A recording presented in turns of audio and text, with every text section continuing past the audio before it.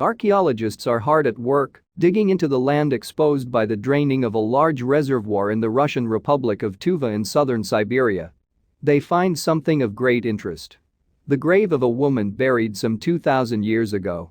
But what completely throws the researchers is the object that they find in her tomb. Intrigued by this discovery, they decide to call the woman Natasha. When experts excavated a 2,000-year-old grave, they found an iPhone-shaped accessory. The researchers found the woman's skeleton in a burial ground called Alabama Tay at the bottom of the Sayan Sea. This is a massive man-made reservoir on the Yenisei River which feeds the huge Sayano-Shushenskaya Dam. This powers Russia's largest hydroelectric generating plant. Every year in May the reservoir empties for a couple of months, allowing archaeologists to explore its sandy floor. This has led to it being dubbed the Russian Atlantis. The necropolis at the bottom of the Sayan Sea has proved an abundant source of fascinating archaeological material. Graves there date right through from the Bronze Age up to the time of Genghis Khan. The particular grave we're describing was discovered in 2016. It's been confirmed as being up to 2,137 years old, dated via Chinese coins attached to a belt worn by the woman, which were first created in that year. The Tuva Republic, also known as Tuva, is part of the Russian Federation, and it lies at the very heart of the Asian continent. The territory is encircled by mountains and forests in all directions, except south where the steppes and deserts of Mongolia extend. Various peoples have occupied this land over the centuries, certainly back to the Bronze Age. The land is rich in archaeological remains from a range of different civilizations including the Scythian, early Turk, Mongol and Shingu peoples. Prehistoric settlements, fortresses and cemeteries are to be found right across the rugged landscapes of Tuva. In ancient times, this was a busy crossroads for migratory peoples and traders, making it a key location. Some 2,200 years ago, around the time the woman dubbed Natasha, whose grave we've already heard about, lived, the region was a stamping ground for the Xiongnu people. They were nomads and came to hold sway over vast portions of Central Asia, challenging the power of surrounding peoples including the Han Chinese. Under the leadership of Motu Chanyu, the Xiongnu controlled the area of Tuva circa 200 BC. Motu Chanyu is credited with founding the Xiongnu Empire. He came to power in 209 BC by the ruthless expedient of murdering his predecessor Tumen, who happened to be his father. Tumen, it seems, had never been that keen on Motu, packing him off as a hostage to the rival Yuezhi tribe. Tumen then attacked them, hoping this would provoke the Yuezhi into murdering his son in an act of revenge. Unfortunately for him, the ploy failed. Indeed, Motu managed to escape from captivity, and his father felt compelled to reward him with command of a 10,000-strong cavalry force, a move he would later have cause to regret.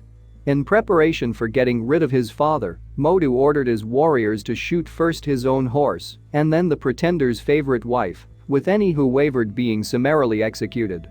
Next he commanded all his loyal followers to shoot at Tumen. A hail of arrows killed Motu's father, securing his succession. So politics was a rough and ready trade during the era that our woman Natasha was buried in the Alabama Tay Cemetery more than 2,000 years ago. In fact, we have no idea what involvement she had in court affairs of her day, if any. But she seems to have had some importance, judging by the quality of the goods buried with her. And the cemetery where she lies is recognized as a highly significant site. Speaking to the Siberian Times newspaper, Dr. Marina Kalunovskaya of the St. Petersburg Institute of Material History Culture said, "This site is a scientific sensation. We are incredibly lucky to have found these burials of rich nomads that were not disturbed by ancient grave robbers." What's more, the discovery of Natasha's well-preserved grave is not the first significant find that has been made in the exposed bed of the Sayan Sea, or the Sayan-Shushensko Reservoir, to give it its full name. It's an unusual site for archaeology because of the fact that the land beneath the reservoir is only exposed for 3 of 4 weeks each year during May and June. Apart from that short period in late spring and early summer, the Alabama Tay site is covered by water to a depth of some 50 feet. So the archaeologists have to work quickly to uncover the secrets of the ancient cemetery. And the Alabama Tay Burial Ground is not the only such site that is revealed for only a brief period every year. There is also a second cemetery at the reservoir, which is called Terrazin. Like the Alabama Tay Burial Ground, the Terrazin Cemetery dates from the Xiongnu era more than 2,000 years ago. This site is set on the sands surrounding the reservoir, and it seems that it has been degraded by the erosion caused by the movement of the water. The first discoveries there, human bones and stone graves, were actually protruding from the reservoir's shores. However, the researchers were pleased to find that this cemetery, like the Alabama Tay one, had not been looted in ancient times, as so many sites like this were. The graveyard extends for about a mile along the edge of the Saiyan Sea. But despite the extensive damage from erosion, a Russian Geographical Society dig in 2018 did uncover some complete graves. Some 30 burials have been excavated at Terrazin during the brief annual interludes when investigation is possible. One of those was of a woman whose body had become partially mummified. This was as a result of the incredibly precise masonry of her coffin, with the stone slab on top of it fitting so snugly that the body below had been partially preserved. At the Alabama Tay Cemetery, archaeologists have uncovered roughly 90 graves. With this sample of some 120 burials from the Xiongnu era, experts have noted some interesting findings about the social structures of the time. One of those is the striking differences between male and female burials. The women, it seems, were buried with markedly more opulent grave goods. The researchers reported that the items found in male graves tended to be of considerably less value than the goods found in the female burials. Both men and women were often accompanied by fairly mundane items such as knives and ceramic pots. But the women tended to be buried with items of much more apparent value than were the men. Artifacts found in many of the women's graves, but not in the men's, included elaborate belts with buckles fashioned from bronze or jet, Chinese mirrors and jewelry, such as gold earrings. Other items that have been uncovered in female interments include an exquisitely crafted multicolored glass pendant and Chinese coins. One girl had been buried with a small Chinese bell made from bronze.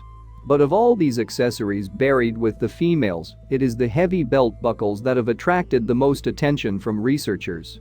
The most commonly found buckles are fashioned from bronze and often have elaborate openwork patterns and motifs.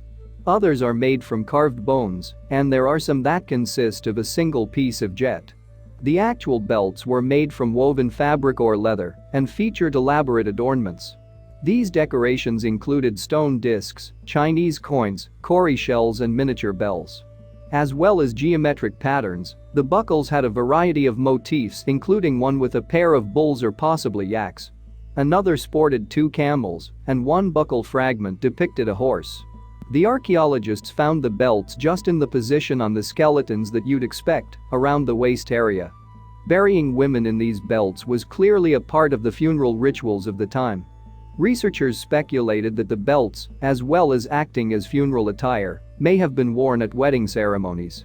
Evidence for the idea that these belts were worn in life as well as in death came in the shape of damage that some of the belts and buckles had sustained. Other commonly found grave goods present only in female burials included Chinese-style mirrors. Although Chinese in design, most of these mirrors dating from the 2nd and 1st centuries BC are actually locally made facsimiles. In fact, male graves also included some intriguing items that were buried with their occupants. But they were quite different in nature from the goods found in female burials. Some of the male graves did include belts, but their buckles were much less ornate than those included in female burials. These men's belts had buckles made from iron rather than bronze or jet. One feature of male graves that struck the researchers as unusual was the almost complete absence of any weaponry in the male graves. At both the burial grounds at Terrazin and Alabama Tay, only a handful of the male graves included men who were probably archers. These graves, 2 in Terrazin and 5 at Alabama Tay, included archery equipment such as bows and arrowheads. Perhaps these were some of the men who killed Tumen on the orders of his son Motu Chanyu. Another intriguing set of items among the grave goods found by the archaeologists were enigmatic pieces of pottery. These small ceramic pots were found in all graves, whether the occupant was a woman, man or child. They consisted of a small pot divided into two chambers, featuring a hole in the base of the structure. The researchers speculated that these may actually have been lamps which were perhaps lit as part of the funeral ceremony. The researchers theorized that these strange ceramic jars may actually have been lamps. Perhaps, the archaeologists speculated, these lamps, found on the surface by the graves rather than in them, may have formed part of the funeral ceremony. It's possible they were lit up once the deceased had been committed to the ground. The actual graves showed a wide variety in structure without any clear correlation between the type of person interred: man, woman or child, rich or poor.